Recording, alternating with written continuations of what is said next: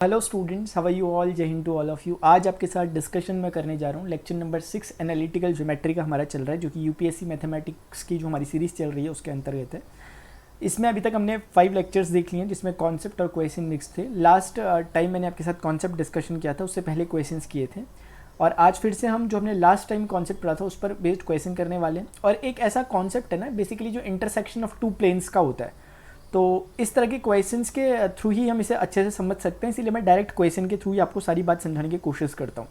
सबसे पहले आपकी स्क्रीन में जो क्वेश्चन लिखा हुआ है आप उसे पढ़ने की कोशिश कीजिए। द प्लेन एक्स माइनस ये is rotated through a right angle about its line of intersection with the plane this, find the equation of the plane in its new position. इसको करने से पहले थोड़ा सा बैकग्राउंड के लिए कुछ जान लेना जरूरी है।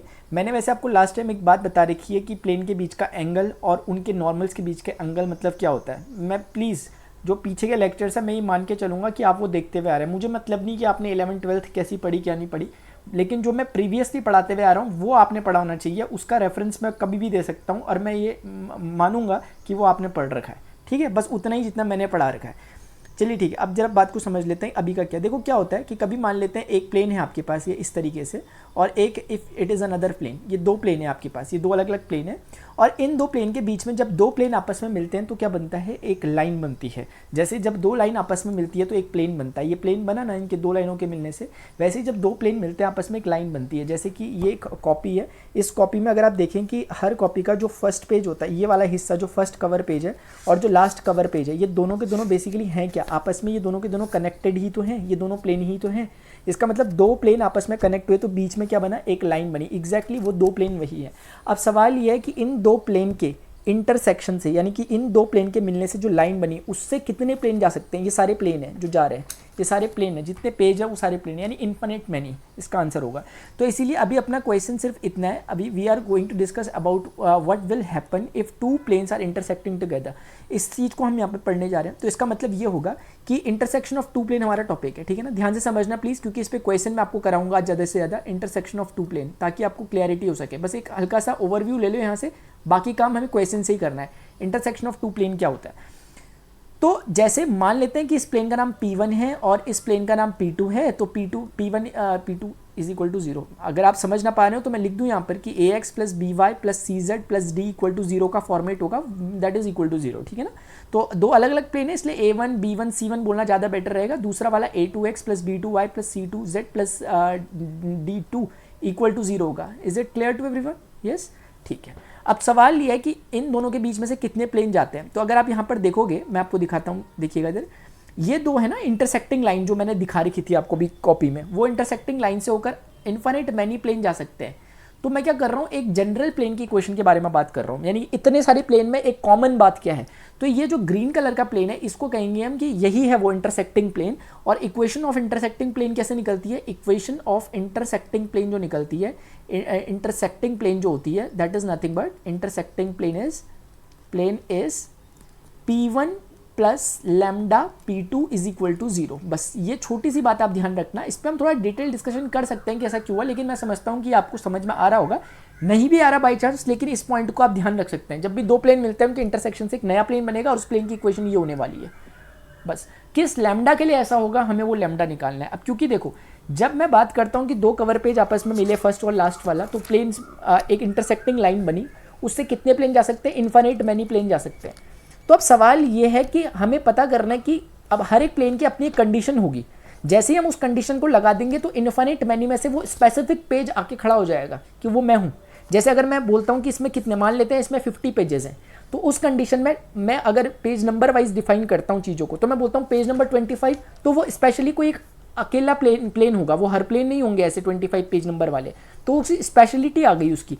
उसी तरह की बात हम करेंगे, वो लैम्डा जो है वो कैरेक्टरिस्टिक है। जैसे यहाँ पे पेज नंबर था ना कि 25, पेज नंबर 24 अलग अलग प्लेन को डिफाइन कर रहा है, वैसे ही लैम्डा की डिफरेंट वैल्यू अलग अलग प्लेन को डिफाइन करती है, ठीक है।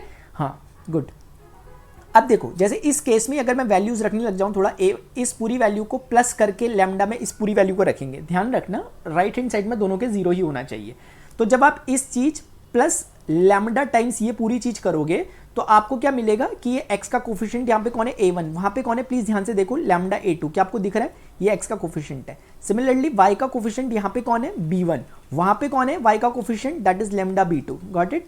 इसी तरीके से z और z का कोफिशिएंट यहाँ पर c1 है और यहाँ पर है लैम्डा का c2, ठीक है, प्लस d1 हो गया और लैम्डा d2 हो गया। तो आप एक बात समझ सकते हो आसानी से, क्योंकि a1 कोई एक नंबर है, it is just a number, direction ratio, a2 भी नंबर है, लैम्डा भी कोई एक स्पेसिफिक नंबर होगा, तो कुल मिलाकर जो ये चीज निकलेगी that will be a number again. So I can call it like a dash type का कुछ कह सकता हूँ। सिमिलरली इसको मैं कुछ ना कुछ नंबर टाइप का होगा, b डैश टाइप का कह सकता हूँ, इसको भी कुछ एक नंबर टाइप का होगा, c डैश टाइप का मैं कह सकता हूँ, and that whole will be a number again, and मैं इसे d डैश टाइप का कह सकता हूँ। कहने का मतलब इतना है कि देखो अगेन एक प्लेन की इक्वेशन है, यानी this is again a kind of equation of plane ax plus by plus cz plus d equal to 0। लेकिन सिर्फ कंडीशन क्या है कि अलग अलग लैम्डा होना चाहिए, क्योंकि ऐसा तो नहीं है ना कि उन दो पेजों के मिलने से जो अलग अलग पेज बन रहे हैं सब अलग अलग होने चाहिए ना, वो उनको अलग अलग कौन बना रहा है, वो लैम्डा की डिफरेंट वैल्यू आते ही वो अलग अलग प्लेन को दिखाने लग जाता है। Got it? ठीक है, मैं ज्यादा डिस्कशन अब नहीं करूंगा इस पे, क्योंकि अब मैं डायरेक्ट क्वेश्चन के थ्रू आपको बातें समझाने वाला हूं। देखो, the plane x minus 2y ये लिखा हुआ is rotated through a right angle. इसमें एक छोटा सा ट्विस्ट हुआ है, ये क्वेश्चन मैं रोटेटेड वर्ड यूज करके मैंने थोड़ा सा कोशिश की कि आपको थोड़ा सा उलझा दें, वैसे ऐसा कुछ खास हुआ नहीं है, अच्छा क्वेश्चन है। About its line of intersection with the plane this, find the equation of the plane it. Please question को ध्यान से एक बार पढ़ लो, फिर मैं आप समझा रहा हूं कि क्या है। आप एक बार पहले खुद पढ़ो, क्वेश्चन आपको समझ आया कि नहीं आया मुझे बताना। देखो इधर, ये एक प्लेन है, ठीक है, ये एक प्लेन है, and there is another plane, ये एक दूसरा प्लेन है, इस तरीके से एक दूसरा प्लेन है, ये एक दूसरा प्लेन है, ये दो प्लेन आपस में इस तरीके से इंटरसेक्ट कर रहे हैं। क्वेश्चन बोल रहा है कि द प्लेन दिस, यानी कि x माइनस, मान लेते हैं कि इसकी equation x minus 2y plus 3z equal to 0 है। बोल रहे the plane is rotated through a right angle, इस प्लेन को राइट एंगल में रोटेट किया गया, अबाउट विच, क्योंकि किसी को आप रोटेट कर रहे हो तो किसके अबाउट रोटेट कर रहे हो उस चीज को, about its line of intersection with the plane this, वो प्लेन का नाम दे रखा है। मुझे नहीं अच्छा सा नहीं लग रहा फिगर, थोड़ा सा कोशिश करता हूं अगर बन जाए अच्छा तो ऐसा, ताकि थोड़ा ना इलेबोरेट करने में आसानी रहे। एक सेकेंड ना, ये चलो मान लेते हैं कि बन गया, अच्छा मानने का ही गेम है पूरा, ठीक है। तो अब क्या होता है कि ये बोल रहा है कि ये जो प्लेन है, ये वाला जो येलो कलर का प्लेन है जिसकी इक्वेशन ये लिखी हुई है, इस प्लेन को रोटेट किया जाता है about which, about the axis, about this axis of intersection. कौन सी एक्सिस, लाइन ऑफ इंटरसेक्शन किसके साथ, यानी इस प्लेन की विद द प्लेन दिस, यानी कि इस प्लेन का नाम होगा 2x प्लस 3y माइनस का 4z माइनस का 5 इक्वल टू 0। अब क्वेश्चन एक बार देख लो, find the equation of the plane in its new position. बहुत सिंपल क्वेश्चन है, मैं आपको एक बार फिर से बताता हूं कहना क्या चाह रहे हैं। बोल रहे हैं कि येलो कलर का जो प्लेन है जिसकी इक्वेशन दे रखी है, इसको अगर रोटेट किया जाता है, हमने कहा किसके अबाउट रोटेट करोगे, बोल रहे जो लाइन ऑफ इंटरसेक्शन है, हमने कहा लाइन ऑफ इंटरसेक्शन कौन सी, बोल रहे जो इस प्लेन ने इस प्लेन के साथ लाइन ऑफ इंटरसेक्शन, ये ग्रीन कलर की लाइन बना रखी है, इस लाइन ऑफ इंटरसेक्शन से के अबाउट हम उसे 90 डिग्री रोटेट कर रहे हैं। Got it? मतलब ऐसा कुछ समझो कि जैसे ये है ना, ये एक प्लेन ये हो गया, एक प्लेन ये हो गया, ये दो प्लेन आपस में मिल रखे हैं और इनकी एक इंटरसेक्टिंग लाइन बन रखी है जो नीचे से आपको ये दिखाई दे रही है, ये बाइंडिंग, ठीक है। अब इस प्लेन को उसके अबाउट 90 डिग्री रोटेट कर दिया, लाइक दिस 90 डिग्री रोटेट कर दिया बस। तो जो नया प्लेन आया इसका नाम क्या है, अब ये नया प्लेन बन गया ना, ये प्लेन अभी तक कुछ और था, ये जो दिख रहा है, अब ये नया प्लेन है कि नहीं है, बस इसी की इक्वेशन पूछ रहे हैं, इतना ईजी बताओ, ठीक है। अब कुछ नहीं करना, हमें हमेशा से एक काम करना है, and what is which is what equation of, अगर मैं बोलूं कि इक्वेशन ऑफ इंटरसेक्टिंग प्लेन अगर मैं निकाल दूं, कि इक्वेशन ऑफ इंटरसेक्टिंग प्लेन अगर मैं निकालने की बात कर रहा हूं, इंटरसेक्शन प्लेन लिख दिया, आप इंटरसेक्टिंग प्लेन कर देना उसे, P1 plus lambda P2 is equal to 0 होगी। अगर मैं इसे P2 बोल देता हूं, किसी को भी कुछ भी बोल सकते हो, वो कोई मैटर नहीं कर रहा, P1 हो गई है।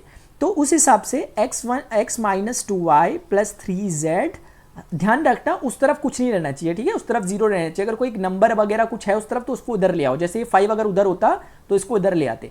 प्लस का lambda 2x plus 3y minus का 4z माइनस का 5 इक्वल टू 0। Got it?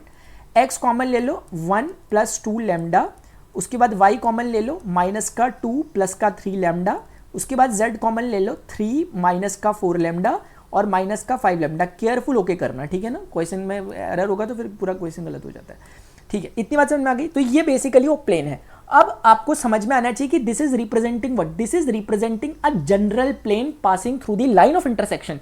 अब ये जो येलो कलर के अंडरलाइन वाला प्लेन है ना, ये कोई भी प्लेन है, ये पूरा इस बीच में आने वाले जितने प्लेन है उन सबको, ना केवल इस बीच में आने वाले बल्कि पूरे, ये पेपर के पूरे जितने पेपर हैं उन सबको रिप्रेजेंट कर रहा है वो। क्यों?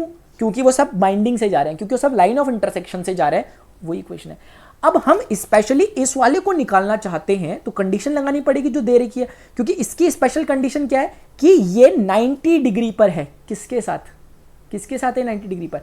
इस वाले प्लेन के साथ। और ये प्लेन आपको दे रखा है। आपको समझ में तो नहीं आया कि ये जो प्लेन है इसकी इक्वेशन दे रखी है, येलो कलर वाला प्लेन है, और हमसे पूछ रहे इस प्लेन की इक्वेशन। इन दोनों में रिश्ता क्या है? दोनों 90 डिग्री के हैं, खत्म।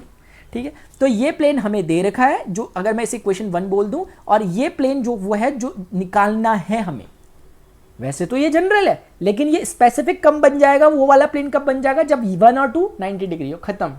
इतनी सी कंडीशन है। मैंने आपको कल भी बताया था, अब नहीं बोलूंगा दोबारा, कि जब भी दो चीजें आपस में परपेंडिकुलर हैं लाइन, तो इसका मतलब कंडीशन हमें आती है, क्योंकि ये प्लेन और ये प्लेन अगर आपस में परपेंडिकुलर हैं, इसका मतलब ये कि इनके direction ratios a1 a2 plus b1 b2 plus c1 c2 equal to 0 के फॉर्मेट को फॉलो करेंगे, बस। अब मैं उसको डिस्कस नहीं कर सकता यार यहाँ, क्योंकि ना लंबा हो जाएगा, फिर आप बोलोगे ये क्या करा दिया। अब तो मैं सिंपल करूंगा। इसका डायरेक्शन रेशियो क्या है? 1, इसका क्या है? 1 + 2 लैम्डा। मैंने पहले ही कहा है, मेरे साथ पढ़ने की कंडीशन क्या है कि आपने जो मैंने पढ़ाया पीछे का वो पढ़ा होना चाहिए। इसको मैं इरेज कर देता हूँ। देखो, मुझे समझ में आ गया कि 1 is multiplying with 1 + 2 lambda, that will give us 1 + 2 lambda. उसके बाद आपके पास है -2, प्लीज ध्यान से, -2 is multiplying with this, -2 is multiplying with this. देखते हैं आगे क्या होगा। 3 लैम्डा -2, ठीक है। Now 3 is multiplying with 3 - 4 lambda, 3 is multiplying with 3 - 4 lambda, and that will be equal to 0. Why it is so? Because they both are, equation 1 and 2 must be perpendicular to each other in order to satisfy the condition which is given to us. इसीलिए हम ऐसा कर रहे हैं। तो अब क्या हो गया? अब कुछ नहीं करो, अब सॉल्व करो। लैम्डा निकलेगा, लैम्डा स्पेसिफिक हो जाएगा। लैम्डा बोलेगा मैं वो वाला हूं जिसके लिए आप पूरा काम कर रहे थे। अब देखते हैं, पहले निकाल लेते हैं, वरना आप बोलोगे चल गया रहा। 1 माइनस माइनस कितना हो गया? 4। पहले कॉन्स्टेंट्स को निपटा रहा हूँ। 3 3 जार 9, और उसके बाद 2 लैम्डा, प्लीज ध्यान से, ये हो जाएगा माइनस का 6 लैम्डा। तो 2 लैम्डा माइनस का 6 लैम्डा एंड माइनस का 12 लैम्डा इक्वल टू 0। 9 10 4 14 14, और ये हो जाएगा -18, और 2 हो जाएगा तो ये हो जाएगा माइनस का 16 lambda equal to 0। From here you are getting minus का 14 ओवर माइनस का 16, and that will give you ये 7/8। Got it? कुछ गलत है? नहीं है। अब ये जो लैम्डा निकला, ये क्या बोल रहा है? ये लैम्डा बोल रहा है उतने सारे प्लेन जो थे, अंडरलाइन वाले येलो अंडरलाइन किसे बता रही है कि इतने सारे प्लेन, उनमें से वो बोल रहा है लैम्डा इज इक्वल टू जिसका उतना होगा, वो स्पेसिफिक प्लेन है जिसके लिए आप चर्चा कर रहे थे, जिसको आप चाह रहे थे। बस हो गया खत्म। इस पर जस्ट लैम्डा की जैसे ही आप वैल्यू रखोगे, you will get the required result. मुझे समझ में आ गया? पता नहीं आपको आया नहीं है। इसमें ना 7/8 रख दो। 7/8 7/8 रखते हुए चलो सब में 7/8, और थोड़ा सा कैलकुलेशन है हल्का सा, लेकिन इतना चलता है, बहुत बड़ा नहीं है। 7/8, ठीक है। और उम्मीद करता हूँ कि अब आप इसे कैलकुलेट आराम से कर लेंगे वैसे, लेकिन मैं साथ में एक बार फटाफट से कर लेता हूँ, ठीक है। देखो, 2 4 जार 8 हो गया, 4 1 जार 4, 4 + 7 11, तो 11x डिवाइडेड बाई 4। उसके बाद प्लस में 8 2 ज़ा 16 -16, और ये हो जाएगा 21। तो -16 + 21 कितना हो जाएगा? 5 है ना, 16 5 21, तो हो जाएगा 5y divided by 8। And now ये हो जाएगा 4 2 जार 8, 2 3 जार 6, 6 - 7 -1, सो माइनस का z divided by 2, and here we are with minus का 35/8। तो मुझे लगता है कि हमें सब में से 8 को एज अ डिनोमिनेटर को बनाना चाहिए सबका। तो 2 से ऊपर भी मल्टीप्लाई, यहाँ भी मल्टीप्लाई, और इसके बाद इसको 4 से और इसको 4 से मल्टीप्लाई करते हैं। So here we are with our final answer which is what, मैं लिख देता हूँ यहाँ पर, ठीक है, 1 मिनट। फाइनल आंसर आ रहा है हमारा 22x प्लस का 5y माइनस का, ये मैंने 4 से मल्टीप्लाई किया था, दैट इज़ 4z, और ये हो गया 35 ही है, नहीं 5 3 ज़ा कितना था ये था आपका 35, yes 35/8 with negative symbol, negative -35 is 8 0 हो जाएगा। तो आप चाहो तो उसको इधर ले जा सकते हो। So that will be your final result. Hope you got it, ठीक है ना? आपको समझ में आ गया? इसी तरीके से हमें सारे क्वेश्चंस को करना है। थोड़ा सा कैलकुलेशन है, प्लानिंग समझ में आनी चाहिए, फिर उसके बाद कुछ भी नहीं है। इधर देखो, नेक्स्ट क्वेश्चन पढ़ लेना पहले प्लीज, इतने ध्यान से मैं पढ़ रहा हूँ। Find the equation of the plane through the line of intersection again of the planes. अब लाइन ऑफ इंटरसेक्शन से बात कर रहे हैं तो जरूर 2 प्लेन होने चाहिए, एक ये and perpendicular to XY plane. Very easy question. मैं दिखाता हूं आपको क्या बोलना चाह रहे हैं। ये बोलना चाह रहे हैं कि if we have 2 planes like this, एक प्लेन ये हो गया, एक प्लेन ये हो गया, दोनों प्लेन्स की इन्होंने इक्वेशन दे रखी है। एक की इक्वेशन इन्होंने दे रखी है आपको ax + by कर, एक की इक्वेशन इन्होंने दे रखी है a-x + b-y plus c-z plus d' equal to 0 मान लेते हैं मैं इसको P2 प्लेन कह देता हूँ और इस वाले को P1 कह देता हूँ, तो उस हिसाब से इसका नाम हो जाएगा P1 इक्वल टू 0 प्लेन। ठीक है, अब क्या बोल रहे थे कि यार एक ऐसे प्लेन की इक्वेशन बताओ, find the equation of the plane which is passing through the intersection, जो यहां से पास कर रहा है, ऐसे करके जो पास करने वाला प्लेन है इस येलो कलर के प्लेन की। लेकिन वो तो इकलौता प्लेन होगा नहीं, वो बोल रहे हमें चाहिए भी नहीं इकलौता, हमें वो स्पेशली चाहिए जो परपेंडिकुलर हो XY प्लेन के। तो हमेशा की तरह काम क्या करेंगे, पहले first of all we have to find the intersecting plane, जो इंटरसेक्टिंग प्लेन होगा, जो जनरल प्लेन होगा। So equation of intersecting plane आप निकाल दोगे, इक्वेशन ऑफ इंटरसेक्टिंग प्लेन जो होगा वो क्या निकलेगा, P1 plus lambda P2 is equal to 0। Got it, yes, very good, शाबाश। P1 plus lambda P2 is equal to 0। Now just put these values. P1, आप प्लीज ध्यान से देखो, ये जो पूरी चीज लिखी है plus lambda times this thing, ठीक है, प्लस में लैम्डा टाइम्स दिस, आराम से करो, x कॉमन लो, a plus lambda a dash, hopefully आपको समझ में आ रहा होगा, y b plus lambda b dash plus z c plus lambda c dash and plus d plus lambda d dash equal to 0। Got it, बस अब कुछ नहीं करना, ये आपका आंसर आ गया, फिलहाल इसको ज्यादा कुछ नहीं छेड़ना। अब हमें क्या स्पेशल कंडीशन दे रखी है कि अब ये तो बहुत सारी, ये तो सेट ऑफ प्लेन को रिप्रेजेंट कर रहा है which are passing through the intersection of line. इस लाइन के इंटरसेक्शन से जितने सारे वो पेपर्स जा रहे हैं उन सबको रिप्रेजेंट कर रहा है वो पेपर यानी प्लेन को।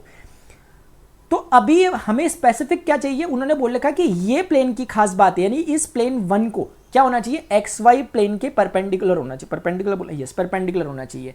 यानी अब आप खुद सोचो कि XY प्लेन का मतलब क्या होता है। इधर देखो, एक सेकंड ना,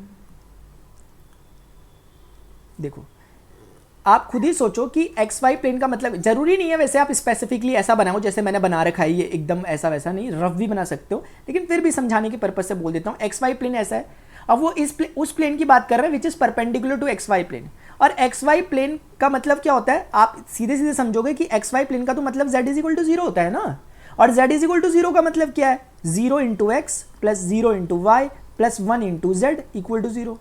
क्यों ऐसा कर रहा हूं मैं, क्योंकि मुझे पता है कि भाई जब भी दो प्लेन आपस में परपेंडिकुलर होंगे, तो अभी पीछे पढ़ा ना हमने A1 A2 plus B1 B2 plus C1 C2 is equal to 0 की कंडीशन लगेगी। आप जानते हैं ना कि फॉर परपेंडिकुलरिटी क्या होगा, A1 A2 plus B1 B2 plus C1 C2 equal to 0। यानी कि जिन दो प्लेन की आप बात कर रहे हो उनके डायरेक्शन रेशियोज के बीच में ये रिश्ता होना चाहिए। एक प्लेन ये है जिसका A1 ये हो गया, आप चाहो तो कह सकते हो, ये B1 हो गया कह सकते हो, ये C1 कह सकते हो, और जो दूसरे प्लेन की बात चल रही है जिसके परपेंडिकुलर है वो XY प्लेन है। और XY प्लेन मैंने अभी आपको जस्ट दिखाया पीछे पे कि XY प्लेन का मतलब क्या, XY प्लेन का मतलब क्या, XY प्लेन का मतलब होता है Z is equal to 0 plane.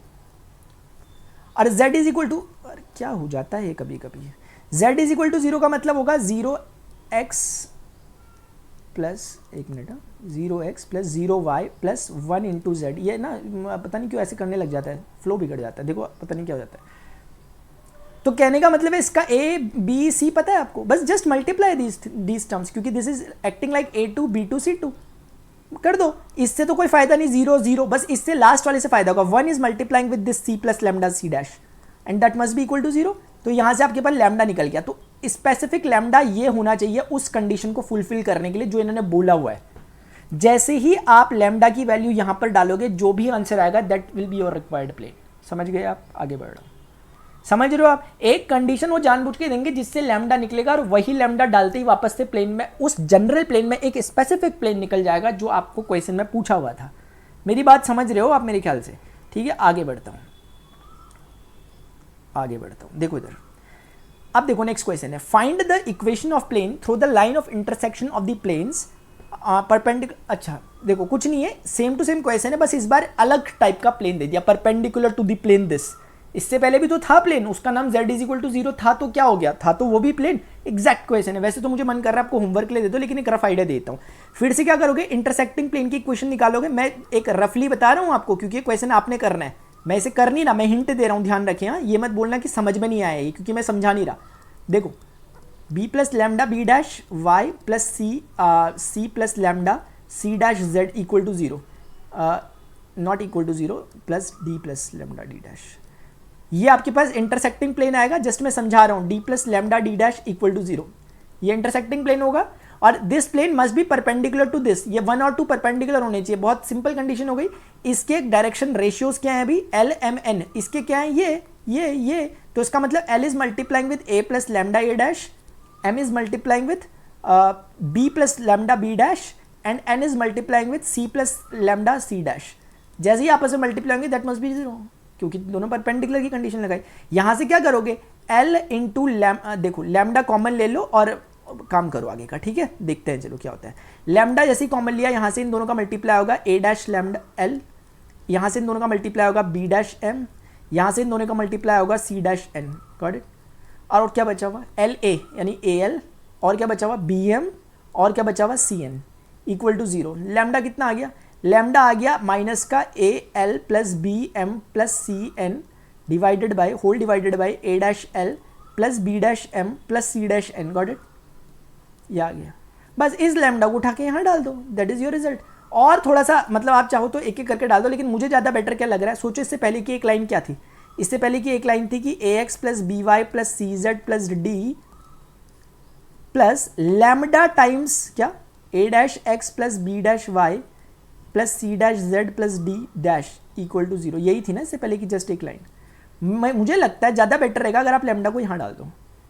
मैं कर नहीं रहा हूँ क्योंकि मुझे पूरी उम्मीद है फिर से आप कर सकते हैं। आप अरे यार कभी कभी ना प्रॉब्लम हो जाती है किसी को नहीं करने में। मैं एक बार लिख लेता हूँ स्पेसिफिकली। हाँ, सोचो कि जब ये पूरा टर्म उधर जाएगा तो इक्वल टू के उधर चले जाएगा तो नेगेटिव हो जाएगा, नहीं हो जाएगा।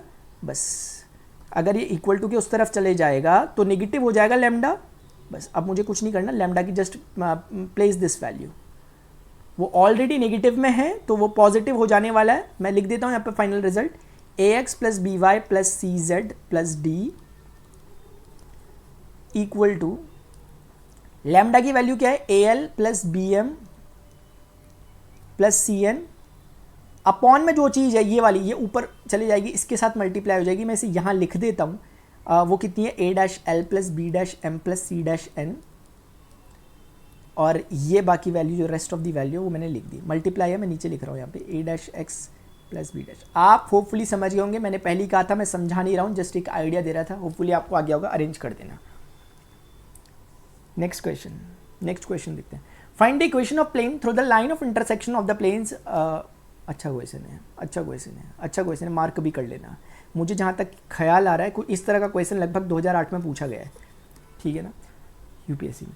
Find the equation of plane through the line of intersection of the planes this and parallel to x axis. देखो दो प्लेन के बीच में से जा रहा है और कंडीशन दे दी है फिर से, लेकिन अगर आप गौर करोगे तो हर बार परपेंडिकुलर की कंडीशन दे रहा था, थोड़ा आसान हुआ था। इस बार पैरेलल की दी है, देखते हैं क्या होता है। देखो सबसे पहले क्या करेंगे, इक्वेशन ऑफ इंटरसेक्टिंग प्लेन, वो तो सेम टू सेम रहेगी पिछली बार की तरह। अगर आप बुरा ना माने तो मैं डायरेक्ट लिख रहा हूँ क्योंकि आप समझ गए मुझे जहाँ तक ऐसा पता नहीं क्यों लग रहा है। B plus lambda b dash y plus c plus lambda c dash z plus d plus lambda d dash equal to 0। कैसे किया मैंने, plane 1 plus lambda P2 is equal to 0 के फॉर्मेट से, जहाँ पर ये मेरा पूरा का पूरा P1 को रिप्रेजेंट कर रहा है, प्लस लैम्डा करके मैंने जस्ट इसको लिखा और सिंप्लीफाई किया, गॉट इट। अब इसके बाद कुछ नहीं करना, बस एक छोटा सा काम करते हुए आगे बढ़ते हैं। इन्होंने बोला कि नाउ दिस प्लेन, ये जो प्लेन है इसको अगर हम 1 कहते हैं, this plane 1 is parallel to, according to question plane 1 is parallel to x axis. अगर ये एक्स एक्सिस के पैरेलल, अब इस चीज़ को अगर आप थोड़ा सा हल्का सा फिगर में देख लो ना, आपको एकदम समझ में आ जाएगा। देखो आपको एकदम समझ में आ जाएगा कि वो बोलना क्या चाह रहे हैं, क्योंकि मैथ्स में क्या है, लैंग्वेज से वो हमें कुछ एक कंडीशन देने की कोशिश कर रहे होते हैं। अगर कोई प्लेन एक्स एक्सिस के पैरेलल है, इसका मतलब that plane must be like this, ऐसा कुछ दिखता होगा वो प्लेन एक्स एक्सिस के पैरेलल है। यानी एक्स एक्सिस को, जैसे प्लेन है और ये एक्स एक्सिस है, ऐसे होंगे वो प्लेन आपस में पैरेलल, ठीक है। यानी एक्स एक्सिस के ऊपर या नीचे होगा वो, बस इतनी सी बात है। अब क्या आपको ऐसा नहीं महसूस हो रहा कि यार ये प्लेन अगर एक्स एक्सिस के पैरेलल, मतलब पैरेलल है तो ऐसा दिखता होगा, और अगर ये ऐसा दिखता होगा तो क्या आपको ऐसा नहीं लग रहा कि ये उसी समय वाई जेड प्लेन के परपेंडिकुलर हो गया? क्योंकि सोचो इसका नॉर्मल क्या होगा, ये इसका नॉर्मल क्या होगा, एक्स एक्सिस इटसेल्फ। हाँ, तो दोनों परपेंडिकुलर नहीं लग रहा आपको? तो क्या मैं नहीं कह सकता कि ये जो वाई जेड प्लेन है इस प्लेन के परपेंडिकुलर हो गया जिस प्लेन की वो बात कर रहे हैं? यानी कि देखो मेरी बात सुनो, यानी कि व्हेन दे आर सेइंग कि this plane is parallel to x axis, in other way they are trying to say कि this plane is perpendicular to y z plane. अगर आपको मेरी बात समझ में नहीं है बता, देखो याद करने वाले याद कर लेते हैं कि जो यहाँ लिखा हुआ उसका ऑपोजिट लिख देंगे वाई जेड, लेकिन थोड़ा समझ के कर लो ना, वरना दिक्कत हो जाएगी। समझ गए आप फिगर से? ठीक है। अब वाई जेड प्लेन का मतलब क्या होता है, z x is equal to 0। तो वैसे ले दे के बात वहीं पर आ गई है कि एक्स के एक्सेस के पैरेलल था। कई लोग तो सीधे याद कर लेते हैं बुक से, जब समझ नहीं आया कि पैरेलल टू एक्स एक्सेस मतलब वो बोलेंगे कि हमें perpendicular to x is equal to 0 करना है नो डाउट, लेकिन कैसे करना है वो देख लो, ऐसे याद करके मत कर लेना, ठीक है ना, वरना कितना याद करोगे, थक जाओगे इसमें याद कर करके, अगर बिना समझे करोगे तो। शायद समझ गए आप। तो बेसिकली इस बार भी परपेंडिकुलर की ही कंडीशन दे रहे थे, लेकिन उन्होंने थोड़ा सा अच्छे तरीके से दी, फंसा के दी। पैरेलल टू बोल दिया एक्स एक्सिस, तो इसका इनडायरेक्टली मतलब यही है कि perpendicular to x is equal to 0। क्यों हुआ ऐसा perpendicular to x is equal to 0? क्योंकि वाई जेड प्लेन का नाम ही तो क्या है, एक्स इज इक्वल टू 0, क्योंकि यहाँ पर एक्स की वैल्यू हमेशा 0 रहती है, जैसे एक्स वाई प्लेन का नाम जेड इज इक्वल टू 0 होता है। समझ तो रहे हो आप, चाहे कुछ भी बोलो आप, ठीक है। चलो आगे बढ़ते हैं, हो गया खत्म। अब क्या बोलूँ यार मैं आगे, क्योंकि x इज इक्वल टू 0 का मतलब क्या हुआ, इसका मतलब हुआ 1 into x plus 0 into y plus 0 into z equal to 0। तो इसका a मिल गया, इसका b मिल गया, इसका c मिल गया, इसके तो ऑलरेडी मिले हैं a b c। So for perpendicular आप जानते हो कि फॉर परपेंडिकुलर कंडीशन क्या है, a1 a2 plus b1 b2 plus c1 c2 is equal to 0 plus c1 c2 is equal to 0। This is only the condition. अब जैसे ही आपको पता है कि कंडीशन है, जस्ट पुट दीज वैल्यूज। अब देखो पहला वाला तो पहले से मल्टीप्लाई होगा, ये बचेगा, ये जिंदा बच जाएगा, ठीक है। बाकी क्या हो जाएंगे 0, ये क्या हो जाएगा 0। अरे यार समझ तो रहे हो नहीं आप यार, कुछ खाली समझ गए। अच्छा तो यहाँ से क्या निकल जाएगा, लैम्डा, जैसे पहली बार निकला था इससे पहले, minus a by a dash. Just put this lambda in 1 3 कर लो, फ्रॉम 1 एंड 3 कर लो। 1 एंड 3 से भी ज़्यादा बेहतर रहेगा मुझे कहना, क्योंकि ऐसी कंडीशन में देखो मैं समझ जा रहा हूँ तुरंत कि क्या बेहतर रहेगा। बार बार लैम्डा को डालने से बेहतर क्या आपको नहीं लगता ये रहेगा कि हम इस वाले में उससे एक से ऊपर जो लाइन मैंने मिस करी है उसको यूज़ कर लूँगा मैं यहाँ पर अगर, तो मुझे लगता है ये ज़्यादा बेटर रहेगा ये। And now if you will put this value here then you will get the required result. अगर आप चाहो तो पिछली बार की तरह कर सकते हो कि लैम्डा को उधर भेज दो तो वो माइनस का लैम्डा हो जाएगा, और माइनस का लैम्डा यानी कि ये चीज़ और ये चीज़ यानी कि a by a1 a dash. और अगर a बाई a डैश तो इसका मतलब a डैश यहाँ मल्टीप्लाई कर दो और बस हो गया काम खत्म। ये आपका आंसर है, थोड़ा बहुत सिंप्लीफाई कर दो। अरे मेरी आंखें धोखा तो नहीं खा रही कहीं, ये क्या निकल गया, find the equation of plane. अच्छा एक सेकेंड ना प्लीज़ वेट, ये d को मैंने थोड़ा सा d के साथ मैंने कुछ चक्करबाजी कर दी क्या, a प्लस लैम्डा d सब कुछ सही है ना इसमें, क्योंकि a डैश x तो कट रहा है, b अच्छा वही कट रहा है सिर्फ, मुझे लगा सब कुछ कट रहा है, तभी मैं कंफ्यूज हो गया। मैंने कहा ये क्या हो गया यार, अजीब सा काम। a dash c z plus d equal to a b dash y plus a c dash z plus a d, ठीक है। यहाँ पर भी ये a डैश डी है। एक छोटा सा काम आप एज अ होमवर्क करोगे कि जो वाई वाई वाले हैं उन्हें एक तरफ, जेड जेड वाले एक तरफ, और आपको एक समझ में एक बात आनी चाहिए, बहुत अच्छी बात है, इसमें आपको कहीं पे भी x दिख रहा है क्या, नहीं दिख रहा ना, इसका मतलब ये वाई जेड प्लेन पे बना हुआ, ये वाई जेड प्लेन पे है ये जो फिगर है, यानी कि इस पर x 0 है। कुल मिला के समझ में आ रहा है। और आप सोचो कि क्या ऐसा होना चाहिए था, हाँ ऐसा होना चाहिए था, क्योंकि वो x एक्सेस के पैरेलल है, x एक्सेस के पैरेलल है उसमें, इसलिए उसमें x की कोई वैल्यू नहीं है। क्या इसमें x की कोई वैल्यू होनी चाहिए, क्योंकि ये तो टोटली कौन से प्लेन में लाई कर रहा होगा, बताओ सोचो, सोचना ठीक है इस बारे में। फिलहाल मैंने निकाल के आपके लिए रख दिया, आप इसे थोड़ा सा देख लेना। आगे बढ़ते हैं। एक ही क्वेश्चन है, find the equation of a plane through this and parallel to z axis. एक अच्छा क्वेश्चन है, इंपॉर्टेंट क्वेश्चन है, एग्जामिनेशन में पूछा जा सकता है। देखिएगा जरा ध्यान से समझना इस क्वेश्चन को। Find the equation of a plane जो इन दोनों से पास कर रहा है। हमने ऑलरेडी कॉन्सेप्ट पढ़ा हुआ है कि किसी भी पॉइंट से पास करने वाले प्लेन की इक्वेशन क्या होती है, तो let me write it here. देखिए इक्वेशन ऑफ प्लेन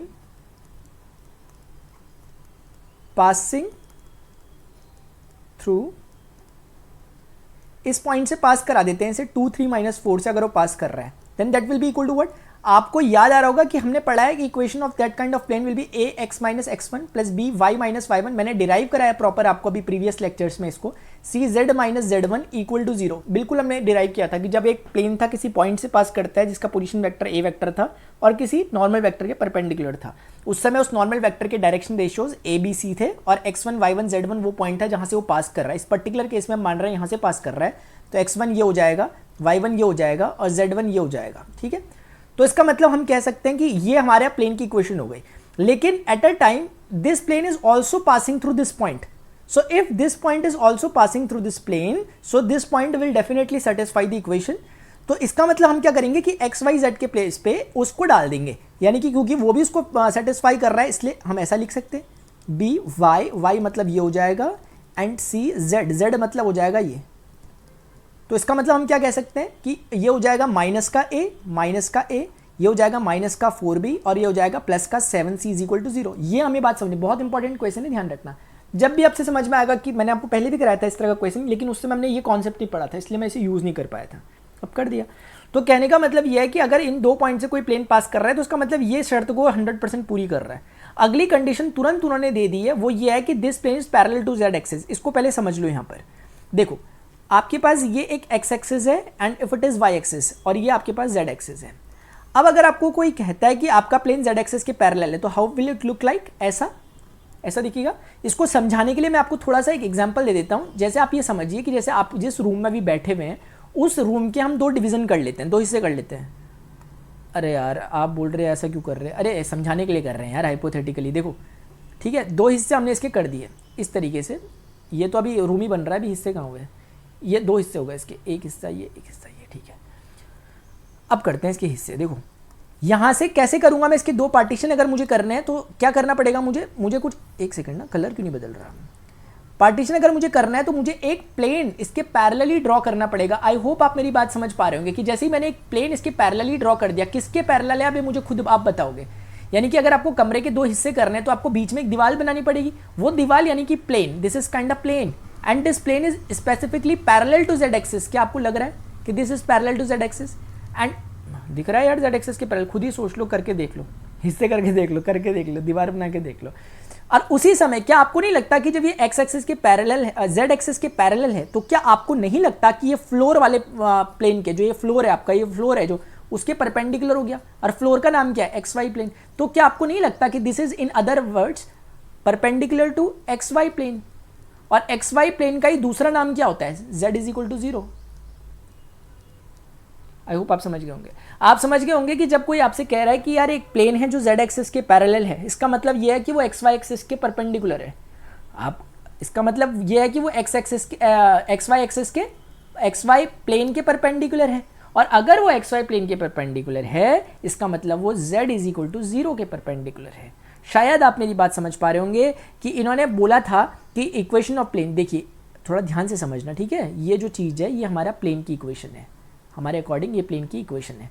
तो आप समझ सकते हो कि equation 1 which is equation of plane is parallel to z axis according to question, not me, z axis. This implies perpendicular to x y plane. आप please देख देख के करो, मतलब रट रट के मत करना, इसे भूल जाओगे फिर आगे जाके। Perpendicular to z is equal to 0। Ultimately भले ही जो वो था वही आ जाता है जेड एक्सिस, थोड़ा सा क्रॉस चेक करने के लिए अपने लिए ध्यान रखना, लेकिन करके देखना, हो सके तो फिगर भी बना देना जब क्वेश्चन आएगा, सही रहेगा आपके लिए, क्रॉस वेरीफाई हो जाएगा, ठीक है? तो अगर ये इसके, तो इसका मतलब z इज इक्वल टू 0 का मतलब क्या होता है? 0 इंटू एक्स, 0 इंटू वाई और 1 into z is equal to 0। यही तो मतलब होता है इसको, इक्वेशन 2 टाइप का कुछ कह लो। अब आप मुझे बताओ कि ये जो इक्वेशन 1 है ये इसके परपेंडिकुलर है, किसके? इसके, क्योंकि यही z इज इक्वल टू 0 है। तो अगर आप उस 1 को और 2 को आपस में परपेंडिकुलर करना चाहते हो, जो अभी तक करते आ रहे हैं, क्या a1 a2 plus b1 b2 plus c1 c2 equal to 0 की कंडीशन, यानी इसका a ये है, इसका a 0 है तो 0, इसका b1 ये है, इसका b2 ये है तो 0 अगेन फिर से, इसका c1 ये है और इसका 1 है तो c 1 जार c और इक्वल टू 0। तो this implies c is equal to 0। कुल मिला के पता चला कि c की वैल्यू 0 है। तो जो हमने वेरिएबल सपोज किए एक तरह से A B C D type के, इनमें से c तो 0 हो गया। अब जैसे ही c 0 हो गया, दिस इक्वेशन में से ये हट जाएगा पूरा। अब हमारे पास इक्वेशन फाइनली क्या बनेगी? क्योंकि हम रिड्यूस कर रहे हैं ना इक्वेशन को, अब यहाँ तक पहुँच गए, इक्वेशन तो फाइनली वही है हमारी, लेकिन हमें ए बी सी की वैल्यू चाहिए थी और डी की वैल्यू हम ऑलरेडी हटवा चुके हैं क्योंकि हमने पहले से कंडीशन का इस्तेमाल किया था। ये एक अच्छी बात है इस पैटर्न की, y माइनस 3। अब आपको सिर्फ 2 वैल्यूज़ की ज़रूरत है। क्या आप मेरी बात समझ पा रहे हो? और यही आपने जो कंडीशन निकाली थी, इस कंडीशन में भी तो मैं क्या डायरेक्ट ये नहीं कह सकता कि क्योंकि c 0 है तो क्या मेरे पास वो कंडीशन ये नहीं बन गई -a minus 4b is equal to 0? क्या मैं इन दोनों से a और b की वैल्यू को निकाल सकता हूँ और फिर इसमें मैं डाल सकता हूँ क्या? क्योंकि मुझे चाहिए ये इक्वेशन, ये मेरी फाइनल इक्वेशन है, ये मेरा फाइनल आंसर है। अब आप बोलोगे एक इक्वेशन में से कैसे निकाल दोगे? कोई बात नहीं, रेशियो का इस्तेमाल करेंगे। देखो इधर जगह है क्या? देखो एक मिनट से हटा देता हूँ।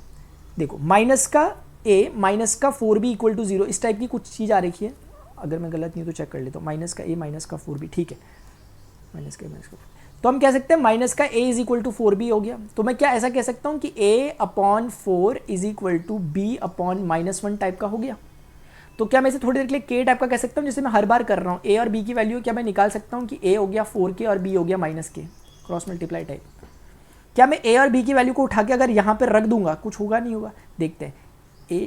a टाइम्स x माइनस 2, फिर क्या है b times y minus 3, b times y minus 3 equal to 0। अगर मैं इन वैल्यूज़ को उठाकर यहाँ पर डाल दूँ, बहुत सिंपल प्रोसीजर है, आप एक बार प्लीज़ देखते हुए चलना। 4k x माइनस 2 और माइनस का k y minus 3 equal to 0। k तो कैंसिल हो जाएगा, तो 4 इंटू एक्स 4x माइनस का 8 माइनस का y प्लस का 3 equal to 0। Can I just say 4x minus का y और माइनस का 5 को उधर ले जाके आप चाहो तो ऐसा कह सकते हो, this will be your result. कितना ईजी हो गया क्वेश्चन, ये बहुत इंपॉर्टेंट क्वेश्चन है और मुझे ऐसा लग रहा है कि ऐसा क्वेश्चन पूछा जा सकता है, पूछा भी होगा ये पास्ट ईयर में कभी ना कभी। तो बहुत सिंपल सा क्वेश्चन है, आपको थोड़ा पैटर्न अगर आप ध्यान रख के चलोगे ज़्यादा बेहतर रहेगा, इसके बजाय कि आप वहाँ एक्सपेरिमेंट करो बैठ के।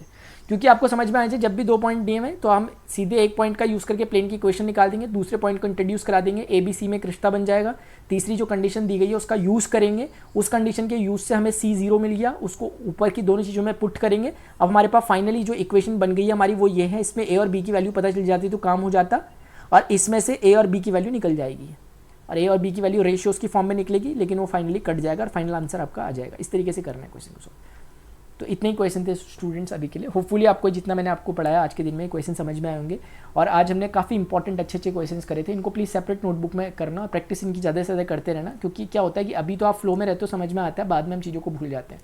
ऐसे करके फिर हम आगे के लेक्चर्स करेंगे। अगर आपको वीडियो लेक्चर इन्फॉर्मेटिव लगा हो प्लीज़ वीडियो लेक्चर को जरूर लाइक करें और शेयर करें और कमेंट करें, ताकि मैं भी मोटिवेटेड हो सकूं आगे के लिए। जैसे आप मोटिवेटेड हैं आपके अपने एग्जामिनेशन के लिए, तो मेरे लिए भी एक मोटिवेशन का फैक्टर रहता है कि ज़्यादा से ज़्यादा स्टूडेंट तक ये वीडियो पहुँचे, ताकि मैं जो मेहनत कर रहा हूँ उन पर वो थोड़ा सा काम आ सके। अभी के लिए स्टूडेंट्स इतने ही, मिलते हैं नेक्स्ट सेशन।